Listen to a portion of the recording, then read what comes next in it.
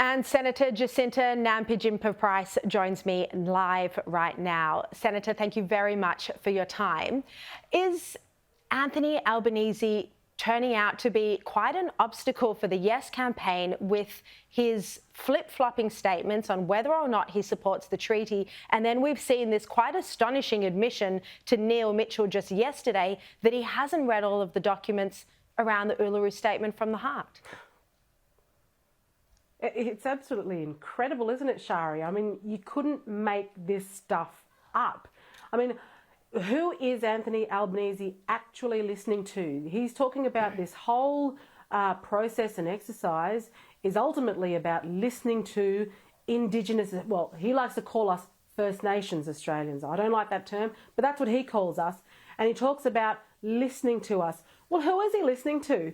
Because obviously he's not reading either the fact that, you know, his own working group would have been suggesting to him, given they've written the Uluru Statement from the heart, all, 26 pages of it, they would have put it to him that they would be seeking things like reparations and what treaty and truth-telling and makarata is in fact all about.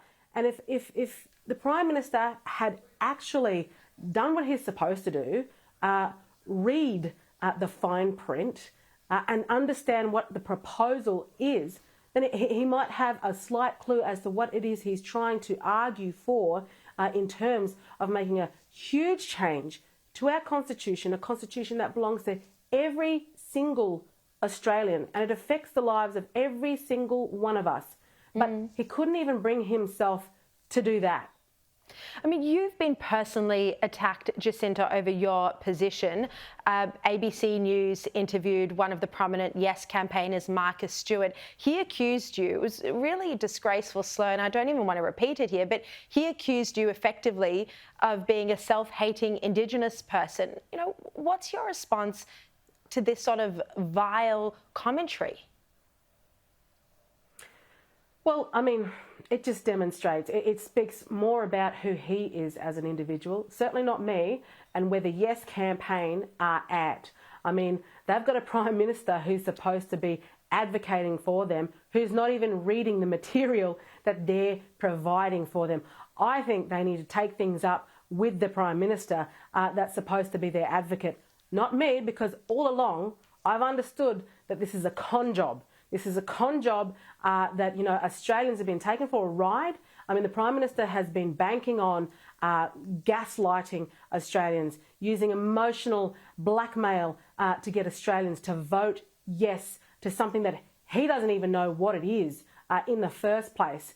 And, I mean, these are the kinds of people that want to supposedly represent our most vulnerable people in this country to improve their lives. I mean, it speaks volumes as to what this really means for them. This is an exercise about a transfer of power, about, the opportunity to damage our democracy through making a huge change to our constitution for the benefit of a handful of people, not our most marginalised. And as far as I'm concerned, I'm not going to shut up. I'll keep telling the truth. Never mind truth telling, I'll keep telling the truth and exposing the Yes campaign and their Prime Minister for exactly what is going on here. And nor should you. You have every right to have a say in this, just like everybody else does.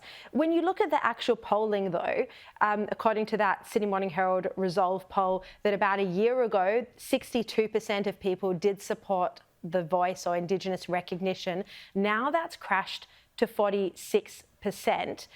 Do you think that it's quite ironic that what the Prime Minister is ultimately trying to do here is end disadvantage among Indigenous communities? He's trying to unify the country, but in fact, the opposite is happening. And we're now seeing not just people turning away from the voice, but we're also seeing people starting to reject acknowledgement to country or welcome to country ceremonies as well.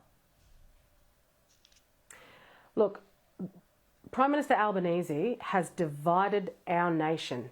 I think our country is now confronted with the most divisive referendum in our nation's history. This is all on the Prime Minister's shoulders.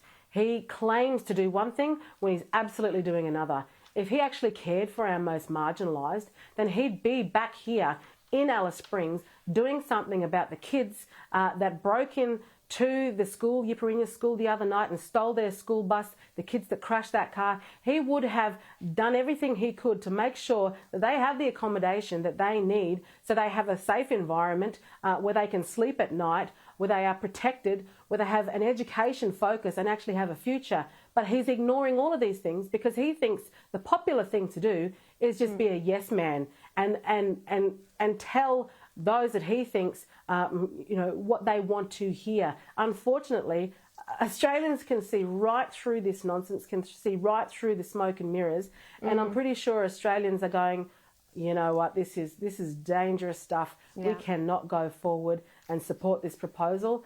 And the corporates have got a lot to answer for, and so does the mainstream media, the ABC, who have done very little to actually ask the tough questions of the Prime Minister previously, and now he's coming undone all of his own accord.